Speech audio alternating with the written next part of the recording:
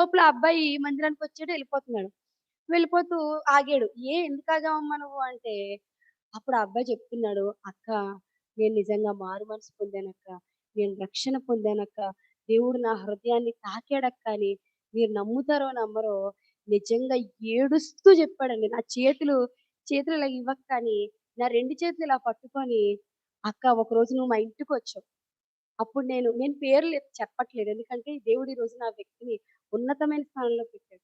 నేనిలా కూర్చుంటే నా చేతి ఇలా తీసుకొని చేతులు పట్టుకొని, "ఆ రోజు నేను నీకు అబద్ధం చెప్పానక్క. నువ్వు చూసావు నాకు తెలుసు. కానీ నేను నీకు అబద్ధం చెప్పానక్క. నేను తప్పు మార్గంలోనే నేను నడిచానక్క. నువ్వప్పుడన్నావు ప్రార్థన చేసుకోవాలి ఇలా ఉండకూడదని. కానీ నేను నమ్ముతానక్క నువ్వు నా కోసం ప్రార్థన చేశావని. దేవుడు నన్ను దర్శించాడు. నిజంగా నన్ను క్షమించక్క. ఆ రోజు నీకు అబద్ధం చెప్పాను. దేవుడి దగ్గర నా తప్పు ఒప్పుకున్నాను. ఇక్కడి నుండి నేను బ్రతుకుతే దేవుని కొరకు బ్రతకాలనుకున్నాను." ఆ ఫోను కూడా పక్కన పడేసానక్క నేను.